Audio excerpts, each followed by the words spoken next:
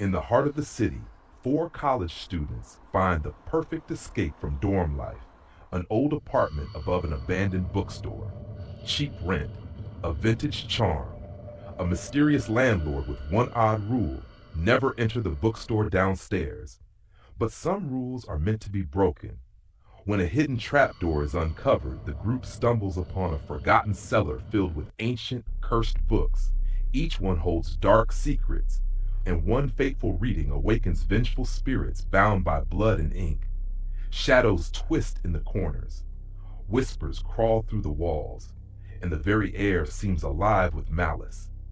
As the evil begins to consume them, the students realize the only way to survive is to unravel the cryptic text. But the deeper they dig, the darker the truth becomes. The spirits are tethered to the words, and if they fail to rewrite the curse will rewrite them. Some doors should never be opened, some books should never be read. This is the apartment above. Will they seal the evil or become its next victims? It was supposed to be a fresh start. Mia, Ethan, Chloe, and Jake were all college sophomores, tired of dorm life and eager for independence.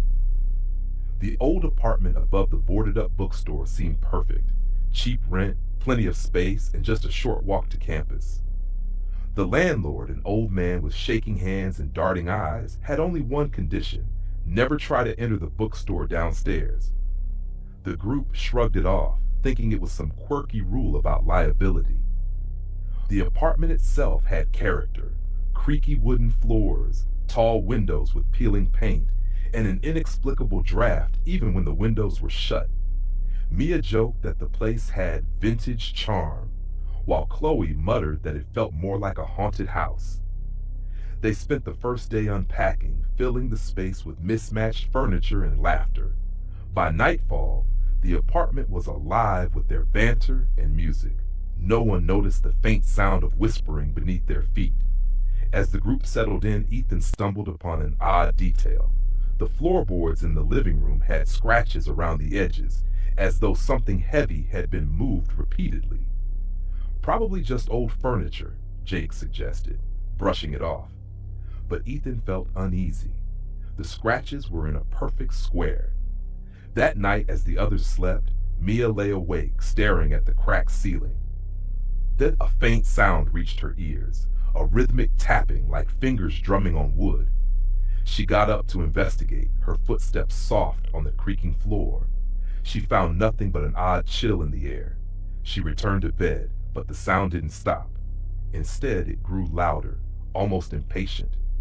She covered her ears, willing herself to sleep, unaware that the others were hearing it too. The whispers had begun. By the next morning, the tapping was forgotten, replaced by the excitement of their new life. Ethan couldn't shake the unease he felt about the floorboards, so he called the others to check it out. Together, they examined the scratched area more closely. Chloe was the first to point it out: a faint seam in the wood, forming a square. "It's a trapdoor," she said, her voice hushed with a mix of fear and curiosity. "Should we open it?" Jake asked, grinning nervously. He was always the one to push boundaries, but even he hesitated. The group exchanged uneasy glances before Ethan fetched a crowbar from his toolbox. With some effort, they pried the floorboards open, revealing a dark, narrow staircase leading down. A cold draft wafted up from the depths, carrying a faint metallic smell. Mia's stomach churned as she peered into the darkness. "Maybe we shouldn't," she said, but Jake was already halfway down the stairs, his phone flashlight cutting through the gloom. "It's just storage," he called up, though his voice lacked conviction. The others followed reluctantly. At the bottom, they found themselves in a small, dusty cellar. The walls were lined with shelves crammed full of books. Some were bound in cracked leather, others in brittle paper that looked ready to disintegrate. A heavy wooden table sat in the center, covered in cobwebs and strange symbols carved into the surface. "What kind of bookstore keeps this stuff?" Chloe asked, running her fingers over a particularly gruesome illustration in one of the books. Ethan picked up a journal, its cover embossed with a strange insignia. The pages were filled with handwritten notes in a language none of them recognized. "Guys," Mia whispered, her voice trembling, "I think we should leave this alone." But it was too late. Jake had already begun reading aloud. Jake's voice echoed in the cellar as he read the strange text aloud. The words sounded wrong, harsh and guttural, as though they didn't belong to any human tongue. The air grew heavy, and the room seemed to darken despite the light from their phones. When he finished, an eerie silence fell over them, broken only by Chloe's nervous laugh. "Okay, creepy," she said. "Can we go now?" No one argued. They climbed back up to the apartment, each feeling a sense of unease they couldn't explain. That night, the apartment felt different. The creaks in the floor seemed louder, the shadows darker. Mia awoke to the sound of faint whispering again, but this time it wasn't coming from the floor. It was everywhere, as though the walls themselves were murmuring. She turned on her bedside lamp, heart pounding, but the room was empty. Across the hall, Ethan was having his own nightmare. He dreamed of being trapped in the cellar, the books surrounding him whispering in voices that grew louder and more frantic. When he woke, his room was freezing, and the journal he had brought upstairs lay open on his desk, though he was certain he had closed it. By morning, the group was on edge. Jake brushed off their fears, blaming the old building for the strange noises. "It's just our imaginations," he insisted. But Chloe noticed something unsettling. The scratches around the trapdoor were back deeper than before, as though someone or something had tried to force it open from below. The day passed uneventfully, but the tension among the group was palpable. They avoided talking about the cellar or the strange occurrences, instead focusing on unpacking and decorating. By evening, they had almost convinced themselves that everything was normal. That illusion shattered when the lights began to flicker. At first, it seemed like a simple electrical issue, but then the bulbs in the living room exploded, plunging the apartment into darkness. Mia screamed as shards of glass rained down. Jake fumbled for a flashlight, his hands shaking. "Calm down," Ethan said, though his voice betrayed his fear. He shone the flashlight around the room, revealing the shattered bulbs and something else. In the corner where the light barely reached stood a figure. It was tall and gaunt, its eyes glowing faintly in the darkness. The group froze, paralyzed by terror. The figure stepped closer, its movements jerky and unnatural. Mia grabbed a lamp, swinging it wildly as the figure lunged. The lamp passed through it as though it were made of smoke, but the force of her swing caused it to vanish. The group huddled together, breathing heavily. "What the hell was that?" Chloe whispered. They decided to sleep in the same room that night, too scared to be alone. But sleep didn't come easily. The whispers returned, louder and more insistent, and the temperature in the apartment dropped until they could see their breath. They knew now that something had been unleashed. The next morning, they returned to the cellar, desperate for answers. The books seemed different now, their spines darker, the symbols on the covers more pronounced. Ethan flipped through the journal again, trying to make sense of the cryptic notes. Amid the strange language, he found a single phrase in English. "They are bound to the words." "Bound to the words? What does that mean?" Maya asked, her voice trembling. Ethan shook his head. "I don't know, but it's tied to those books. We need to figure this out." Chloe picked up a small, leather-bound book and opened it. The pages were filled with grotesque illustrations of twisted figures and scenes of torment. "These are spells," she said, horrified. "Or rituals. This stuff is dangerous." As they discussed what to do, they heard footsteps above them. Heavy, deliberate footsteps that shouldn't have been possible in an empty apartment. Jake grabbed a chair, holding it like a weapon.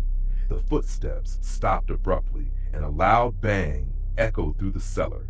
It sounded as though the trap door had slammed shut. Panic set in. They rushed up the stairs, but when they reached the apartment, everything was silent. The trapdoor lay open as they had left it, but something had changed. The walls were smeared with dark, hand-shaped marks, and the air reeked of decay. They realized then that whatever they had awakened wasn't confined to the cellar anymore. The walls seemed alive, pulsating faintly as if they were breathing. Dark handprints stretched higher and higher, smearing along the ceiling. The group stood frozen in the living room, the weight of the oppressive air pressing down on them. Mia broke the silence.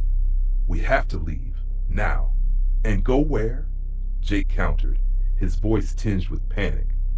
"You think whatever this is will just stay here?" Before anyone could respond, a guttural growl echoed through the apartment. The shadows in the room shifted, pooling unnaturally in the corners. One by one, the light bulbs shattered, leaving only the flickering beam of Ethan's flashlight. In its glow, they saw something that made their blood run cold. A figure emerged from the largest shadow, its body twisted and malformed. Its eyes glowed a sickly yellow, and its mouth twisted into a grotesque grin. It spoke, but the words were unintelligible, a mix of growls and ancient syllables that scraped at their minds. Jake swung the chair at the creature, but it shattered against the wall as the figure vanished, reappearing behind him in an instant. Mia screamed as the thing's long, skeletal hand reached for Jake, but before it could touch him, Chloe threw one of the books from the cellar at it. The creature recoiled with a screech, dissolving into smoke.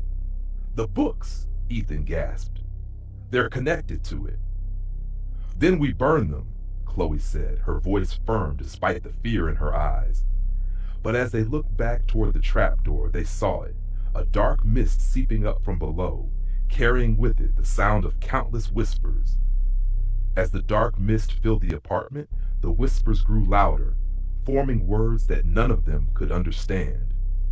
Mia clutched her ears, but the sound seemed to invade her mind, bypassing the physical world.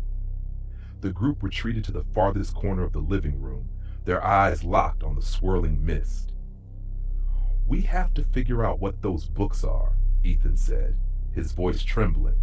"If they're connected to the spirits, there has to be a way to stop this." They descended into the cellar once more, the oppressive air thickening with each step. The books seemed to pulsate with an unnatural energy, and the symbols on the table glowed faintly in the dim light. Ethan flipped through the journal, scanning the cryptic text for any hint of a solution.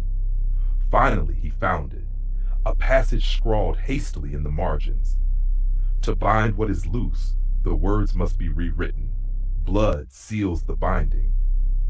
"What does that even mean?" Chloe asked, her hands shaking. "Rewritten? With blood?" Jake pointed to the symbols carved into the table. "Maybe that's what this is for. Some kind of ritual." Before they could discuss further, a loud crash echoed from the apartment above. The mist was growing stronger, and the whispers had turned to screams.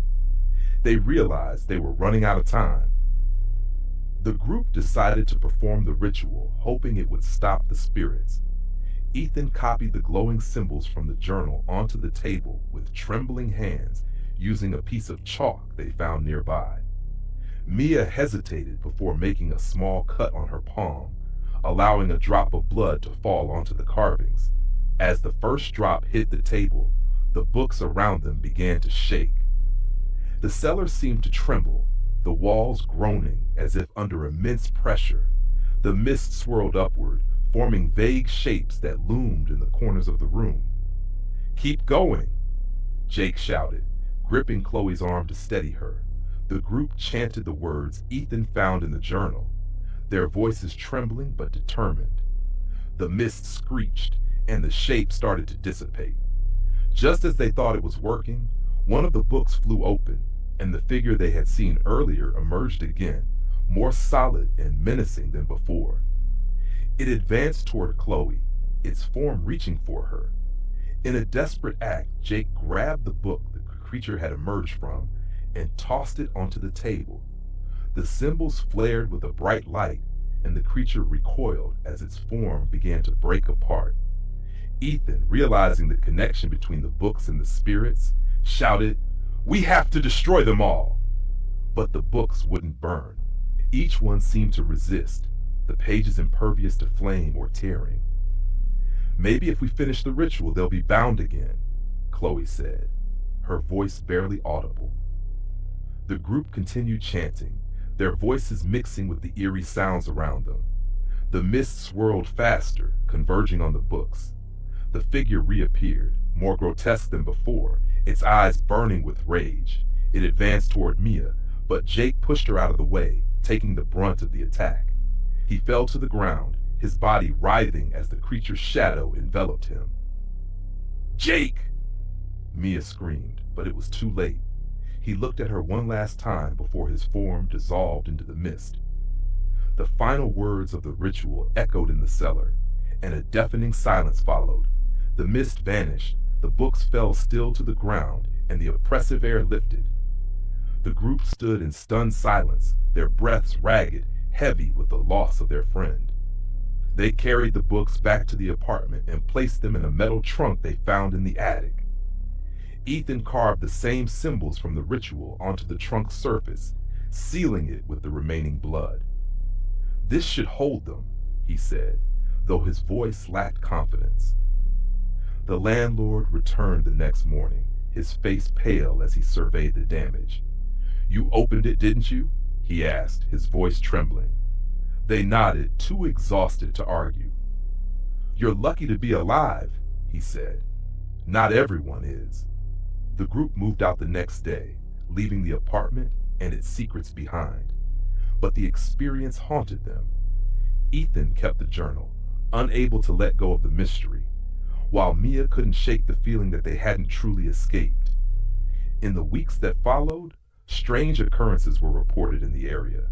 Shadows moved where no one stood, whispers echoed in empty rooms, and the old bookstore seemed to hum with an unsettling energy. The books were sealed, but the malevolent force within them remained. The apartment above stayed vacant, a silent witness to the events that had unfolded within its walls. But some doors, once opened, can never truly be closed.